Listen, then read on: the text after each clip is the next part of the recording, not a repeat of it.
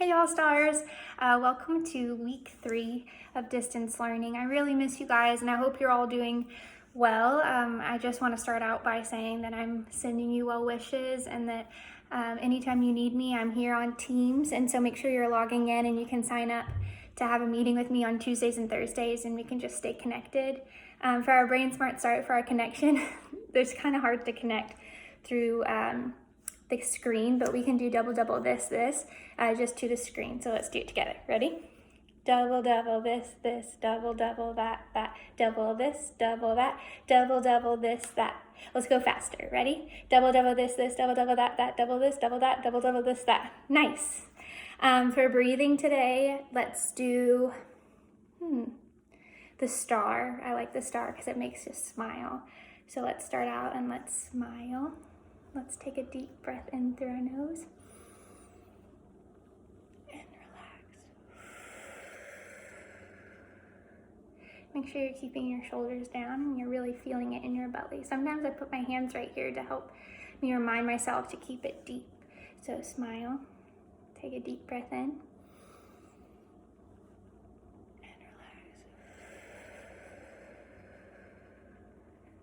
Let's do it one more. Smile. Take a deep breath and relax.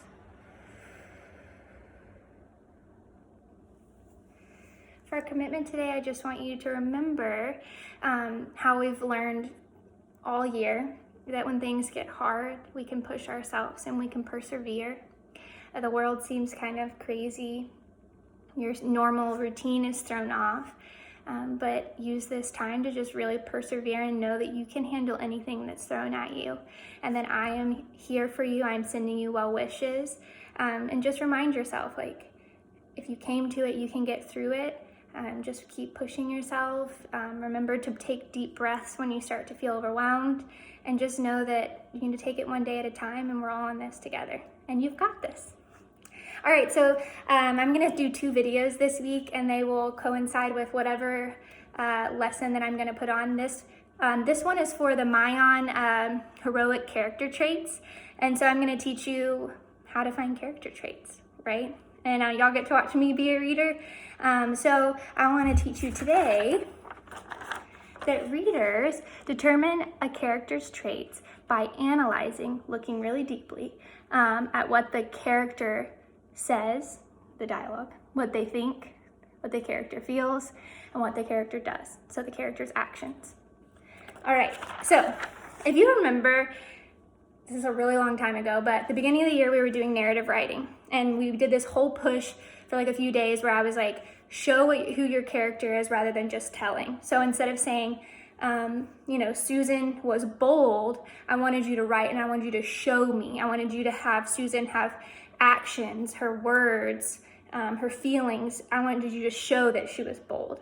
And so I think a lot of you did an excellent job of that. And so the cool thing is that while we were working on writing that, we learned that authors show who a character is, their character's personality, rather than just telling us. Because if they just told us, it'd be a little boring, right? And we wouldn't have to be investigators.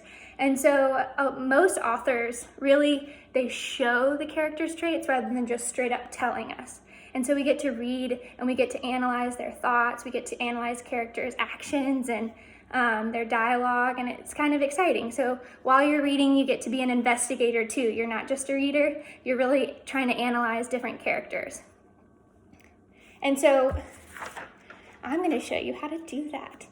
So what I did is I'm going to analyze Edmund because we've been, doing this whole Lion, the Witch of the Wardrobe. It's a book we read together before we left for this break, and so we all kind of know it, and so I'm gonna analyze Edmund. And you can analyze any character this way, and so I could do Edmund, and then I could also analyze Susan the same way and determine her character traits, Lucy, all the characters in this text. But I'm gonna do Edmund today, and so what I did was I drew a line down the middle and a line across, and I put the character's name in the middle, but you don't have to do that. And I just wrote says, thinks, feels, does. And so while I'm reading, anytime Edmund says something, I'm gonna stop and I'm gonna jot it. or I'm gonna write the page number and mark it with a sticky note in my book, whatever works for you. Anytime he thinks something, I'm gonna write that down. Anytime he feels something, I'm gonna write that down and does something. So I'm an investigator into Edmund right now while I'm reading. And then once I've written all this, I've read the whole book, I can go back and I can look at all of these different elements and these different things about Edmund, and I can determine who he is and like different character traits. I can also figure out different relationships. There's so many things that you can do from this. Right now, we're just gonna focus on traits. So while I was reading, and I'm gonna show you how I do this with one page, but I wanna catch you up on what I was doing. So at first I was reading and I wrote down a few things that he does. When he gets into Narnia, he eats the Turkish delight. That's something he does. And he continues to tell the queen all this stuff about his family because he just keeps eating Turkish delight and he wants it more and more. So I wrote that down and I wrote the page number. Another thing that I wrote down was that some things that he was thinking is like when he made his sister cry, he thought, oh, that's pretty successful of me. And that's kind of a nasty thought. So I wrote that down because that's something that he was thinking. The author showed me, like Edmund thought, oh, I was pretty successful in that. Another thing I wrote down that he says is when they first come, so Edmund gets to go in to Narnia and he meets the queen. And then he comes back and Lucy's so excited because somebody believes her that Narnia is there. And then what does Edmund do? Well, he says this to his siblings. Oh yes, Lucy and I have been pretending. You know how she loves to pretend? That's interesting. And so, I mean, what? He couldn't have just said Lucy was right. He had to act like she was pretending. So that was super confusing for me. I wrote it down. I was kind of bummed for him. And then also when they finally all get into Narnia, he's complaining about not having food. It's like, we're in this crazy world. Mr. Tumnus's house is flipped upside down and you're gonna complain about food? So I wrote that down. Now I'm gonna read a page and I'm gonna show you how I did this. I just wanted to kind of show you that I've been doing the work before you, but I'm gonna be a reader now. So I'm gonna read where we are in the story. If you remember, they all are in Narnia and they're with the beavers and all of a sudden Edmund disappears, right? Because Edmund really just wants Turkish delight. That's all he can think about. That's all he wants. So that's something you could write down too, but I'm gonna show you how to do it in this page. So it's chapter 9 and it's in the witch's house. And now, of course, you wanna know what had happened to Edmund. He had eaten his share of dinner, but he hadn't really enjoyed it because he was thinking all the time about Turkish delight. Ooh. I'm gonna pause. And you know what? He couldn't even enjoy dinner with his family. So underneath thinks, I'm gonna write page 82. All he can think about is Turkish delight. So I'm gonna write Turkish delight.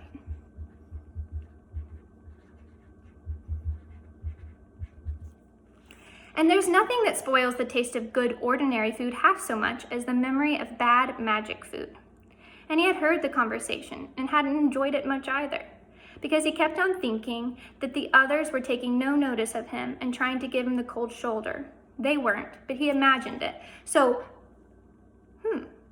he's thinking other people are giving the cold shoulder, so he's feeling left out. So that's something that I can write down under feeling. So if you see that I am taking notes on this, so I'm gonna stop and I'm gonna also write page 82. And I'm gonna write, he's feeling left out. And then he had listened until Mr. Beaver told them about Aslan and until he had heard the whole arrangement of meeting Aslan at the stone table. It was then that he began to very quietly edge himself under the curtain which hung over the door. For the mention of Aslan gave him a mysterious and horrible feeling, just as it gave the others a mysterious and lovely feeling. So Aslan, I'm going to write that down, makes him feel horrible.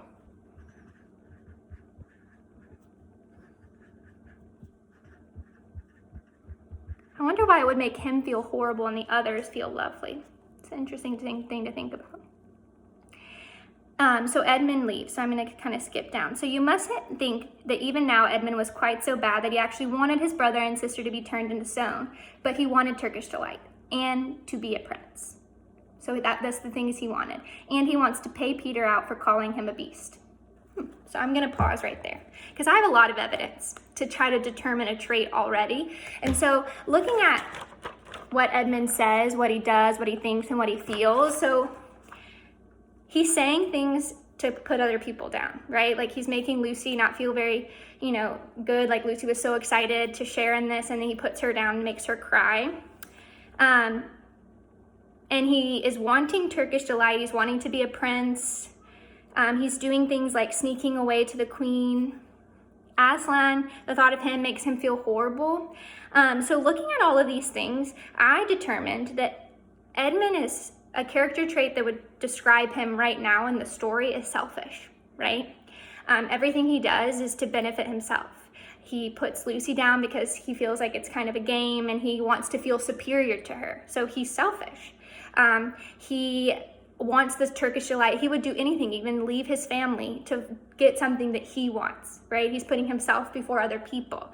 Some actions that he does, he tells the queen all about his family, because every secret that he could have, he's given it up to her because he just wants what he wants, and he's putting everybody down to get that. And so did you notice how by analyzing and by writing down what the author wrote about Edmund, Edmund's dialogue, Edmund's feeling, his thoughts, and his actions, I was able to determine that Edmund is pretty selfish in this book. The author didn't never say Edmund is selfish, but the author showed that he was selfish through all of these different clues. And so what you're going to be doing is a little different. And so I have this. But the cool thing about what you're doing is you're going to be analyzing Stubby. And I've already told you, I think that's his name, on Mayan. I've already told you the character trait that he is. He is heroic. So in yours, your character trait will be in the middle. And so what you'll do is you will draw 4 squares, just like I did, but the character trait will be in the middle, heroic.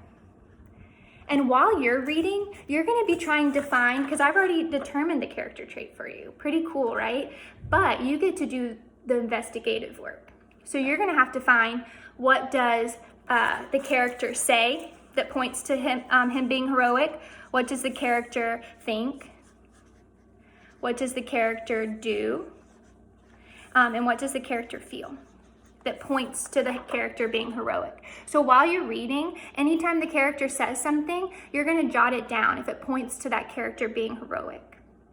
And all of this will back up that the character is heroic. If you don't find that what the character says backs it up, then maybe just email me. But I did this, and you'll find a lot of evidence in the text that the author shows without just straight up telling you that the character is heroic. The author is going to show you through these different 4 things. And I just talked a lot. You can rewatch this video. That might help you. But remember, what we're learning is that readers determine a character's traits by analyzing what the character says, thinks, feels, and does. And you can do this with any book that you're reading. So if you are reading any text, you can go ahead and you can write this down, take notes, make your little chart, stop and jot. We do this because when we get to know characters, we can learn a lot about the story. The author uses the different character traits to teach us lessons, and also like you figure out why did the author make Edmund selfish? Well, it really led to the whole problem of the story, right? If Edmund had been gracious and giving, the story would have been very different. So authors are very intentional with the traits that they show their characters having. And so once you start doing this, you'll notice that in every book, most characters, everything that they do, say, feel, think, points to their traits. Okay, and that is my video. I miss you all so much, and I hope you're doing well.